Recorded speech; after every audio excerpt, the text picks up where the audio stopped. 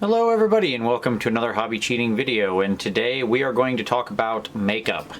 So I happen to be working on this girl, and like most of my converted Slanesh stuff, she will have makeup.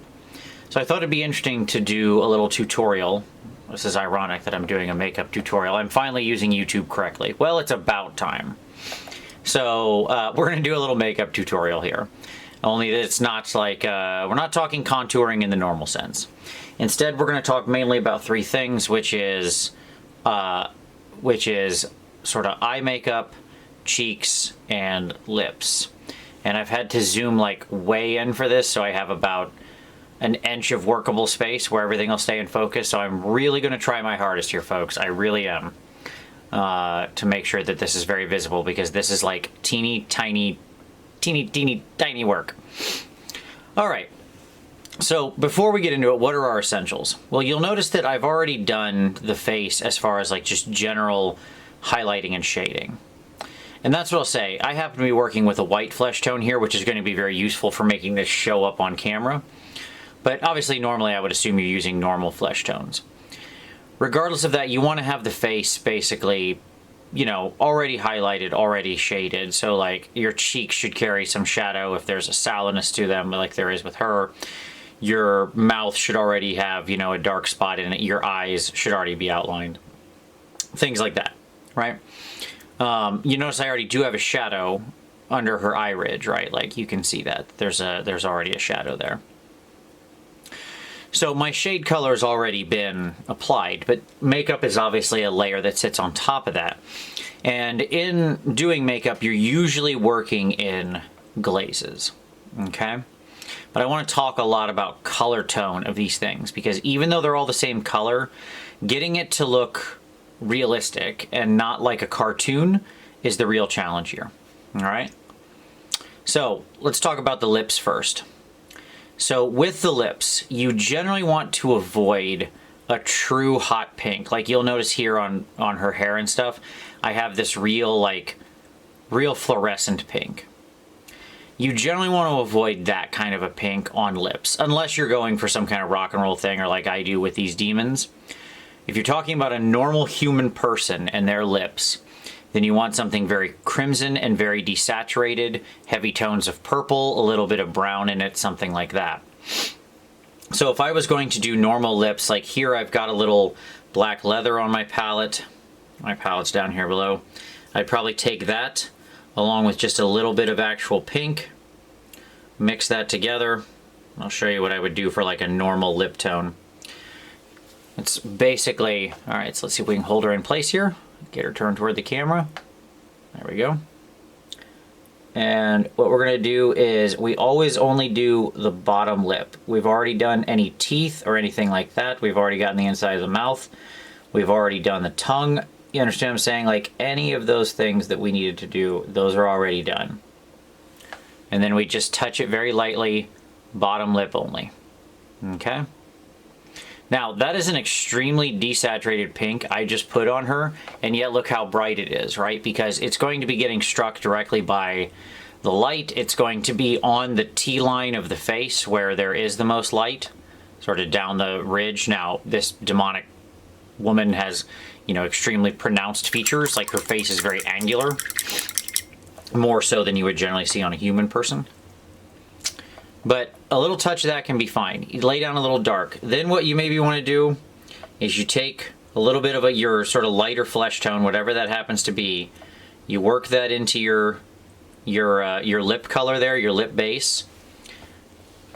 Okay, we'll get ourselves in focus here. Sorry. Okay. And then right across the dead center of the lip in the middle, we're just going to take a little highlight. Lightest touch. Okay, you see that little tiny light spot on her lip? That's what we want. Now, if the figure's big enough and you can do it, which this one probably isn't, but assuming it were, You take then a little bit more of maybe something like a white or a gray mixed in or something like that, and you make some little vertical hashes. I'll see if I can actually, there's no way this is going to show up on camera.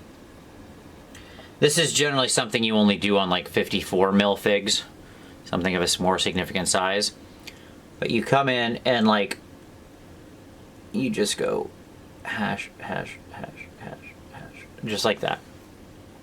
Okay? What you're trying to replicate is the cracks in the lips that would just slightly catch the light. All right? So that's lips. Desaturated, not bright pink, bottom lip only. The only time you ever put color on a top lip is if you have somebody who's like giving you a kissy face, right? Where they're pushing out their top lip. I just made a kissy face, like you can actually see my face. That sort of thing, right? Then you can do the lip. And even then you want to make sure you're only doing it, you know, in an area that's like really underneath. You don't want to push it too far. Okay, let's talk about eyebrows next, or eyeshadow, whatever. Not necessarily eyebrows. This girl's interesting because she has these big horns right here, but that's okay. So, much the same thing applies. When we talk about eyeshadow, we generally want to play into the purple / crimson or pink spectrum. Here we can go a little more audacious. You can make eyeshadow any color on a normal, again, in a normal human person. Let's talk about the construction of the area around your eye. On a normal human person, right here at the base of the eye toward the nose ridge, I don't know the name of any of these things, you've got, like your body itself is going to make that area very purple. So like right in here. And that's because there's a lot of blood near that. That's where your sleep circles form. You know, unless somebody's really actively using a lot of makeup and concealer to cover that, there will be a darkness right here on this side of the, like near the nose. As you spread out, like without makeup additions, what you're gonna see is just a light pinkness around the eyeball, and then the top of the eyelid would be quite bright and brighter flesh toned because it's stretched quite thin, it's angled quite up. And one of the things we need to think about when we move beyond just basic lip color is what is our reason for applying makeup, and does it fit this figure, right? So if you're doing like, you know, 1980s battle warrior women, and you want to have this like crazy, you know, heavy metal cover vibe, then sure, you know, put some makeup on there. If you're trying to do like a Norse, you know, Viking woman like off the Vikings show, then you really don't want to put a bunch of makeup on. You might want some very slight pink or red tones here under the eye to replicate just life and weariness and, you know, being tired. You bring that down into a darker area right here near the nose. But with this girl, we're going to assume that we actually want to put makeup on her. And with this, less is often more. So I'm going to get I've mixed my sort of, in this case, I'm going to use like a pink, but desaturated with some purple. Again, you could use anything. Normal makeup that like women will tend to put on, or again, human women would be into sort of reddish tones or purplish tones or blue tones, but they're always going to be somewhat desaturated, and they occur in like two primary areas. So what we want to do is we want to take our brush, and we're going to start here at the ridge, and we're going to drag it down very lightly. We've got it thin to a glaze. Okay? So you can see it's very subtle. Do the same thing on the other side here, which will be, which is going to be really fun on camera.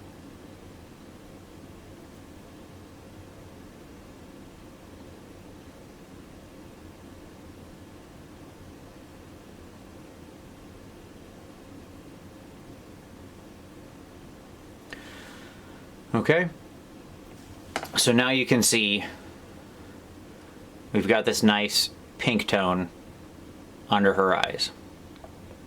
Now, generally working the same glaze, we're not changing colors. What we want to do is take a sort of second layer,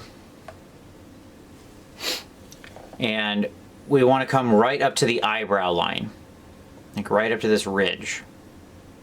And we want to do a second application, which should make it darker. So that way we get the darkest spot near the eyebrow. We can even take in a slightly darker tone. Maybe we go into a purple. I'm using black leather here. You can use a shade color off of your, I don't want you to get too hung up on the colors. Something dark, something purplish, brown, you know, something like that.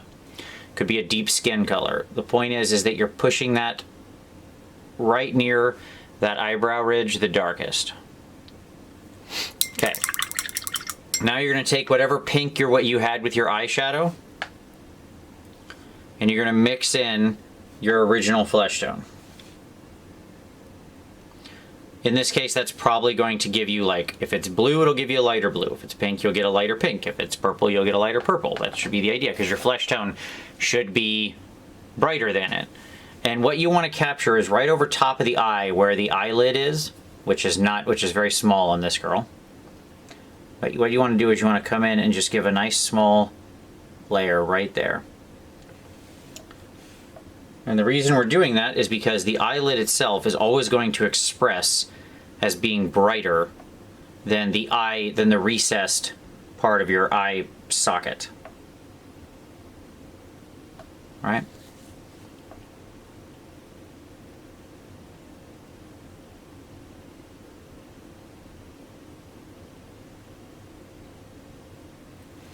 There we go. And that creates that illusion of depth, right? Okay. So, and if you go a little over and you kind of mess up your eye like I did just a tad there, like I got down into the eyeball a little, disrupted some of my dark circle around my eye, we can always come back and fix that later. All right, now for our last part, our trickiest part, which is our cheeks and cheek makeup, blush, as it were. So when you're dealing with blush and sort of cheek makeup, you want something very soft and very red. If you're talking about actual, like, creature with human blood in it. The reason for that is because that's what's being expressed there. It's just capillaries very near the surface. Now that's that's a normal cheek. So all cheeks can have some slight rosiness to them. The removal of that rosiness, say in a dead figure, in something that's a corpse, or augmenting it and turning it to purple or something like that, is what makes it look dead. Every living thing should have a slight rosy hue to the cheek, even if it's, you know, makeup free. Now, blush in general reinforces that and makes it, sort of builds that natural human vitality out. Why do we find that attractive? I don't know, probably because it makes people look vital and full of life. So what we want to do is here, some kind of reddish tone in an extremely light glaze. And we're going to put our brush sideways up against the model, and we're just going to move it right over the cheekbone right there. Very thin glaze.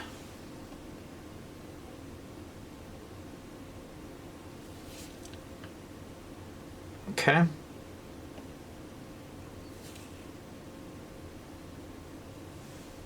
Now, what that's going to do is create that sort of red streak. And that's okay, because then we've got our skin tone. And the key with doing any kind of glaze like this is it needs to sort of fade. It needs to sort of fade into nothing. Okay? So what we're going to do is then we're going to take a nice thinned version of our mid-tone skin tone.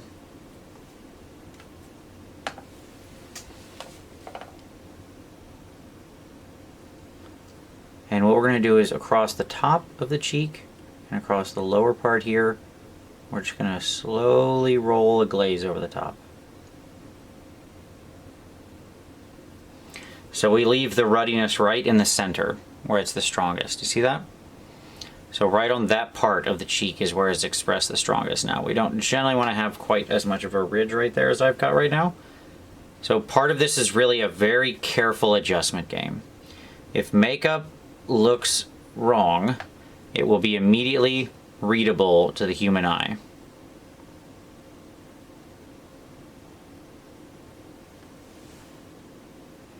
Okay.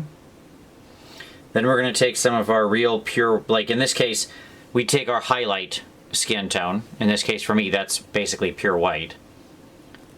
And then I'm going to run it right along that cheek ridge right there, along the top. Avoid my brush and then just kind of smooth it out. Again, so I just get that nice slight red hue. And I repeat the other thing on the side, the same thing on the other side. Because ostensibly, you don't want the top of the cheek or the very bottom area to be completely, like, they shouldn't be the red parts. The natural light or the natural skin should be winning through, and where the cheek is sort of at its point is where you want that red to show through. Okay?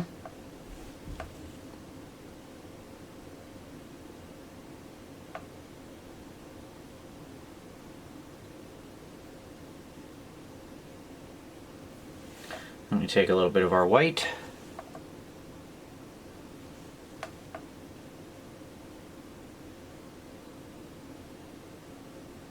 Let me catch that spot right there. And right there near the chin. And so now what we've got is we've got a nice subtle red hue to the cheeks, the eyes, and the lips. And now we have something much more expressive and colorful, and even in our demon, we have a little bit more life. So, there you go. There's your makeup. 3 simple steps. It doesn't take that long once you kind of get it down and understand your colors. Very quickly recounting our 3 elements. With lips, we want to start with a very desaturated pink. Mix a deep red or a crimson with some flesh tone, or with a purple or something like that, depending on the color you're going for. Bottom lip only, then mix a little bit of your lighter flesh tone in, hit just the center of the lip. If you've got a very big lip, like on a larger scale fig or a giant or something, you can do some vertical hashes to capture the actual like cracks in the lip. In the eye ridge, it's generally a 3 glaze game. We run our brush sideways down toward the center of the eye where we want the dark purplish crimson area here. 1 glaze, all the whole space.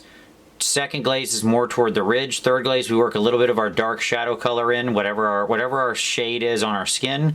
We run it right along the eye ridge. Then we take our original glaze color, we mix in a little bit of flesh, and we catch our eyelid to show that that's sort of, you know, pushed out by the eyeball. Cheek color, 1 or 2 simple glazes of a nice, red color to bring some life into it. Then we take our mid-tone skin, we glaze here down and top of the cheek up. And then we take our highlight and we come down and down. And we create a nice simple fade over the thing so it looks like there's kind of red hiding beneath. The reason you can't do just the red glaze and call it a day no matter how thin you make it is because you need an extremely thin layer of the skin color over top to make it. When you're doing blush or like something like that, that blood in the skin, you're effectively doing like the same principle as a tattoo. There needs to be just a slight hit of skin tone over it so you feel like it's actually capturing something under the skin. Okay? There you go. That's all there is to it. So, hope you enjoyed. I hope this was in focus as much as possible. As I said, this was a very difficult one to shoot because we were dealing with like micro details, but this is one I've wanted to do for a while. So if you like that, go ahead and give it a like. Subscribe for additional hobby cheating in the future. We have new videos here every Saturday. If you've got suggestions for future hobby cheating videos, go ahead and feel free to drop those into the comments. But as always, I appreciate you watching this one, and we'll see you next time.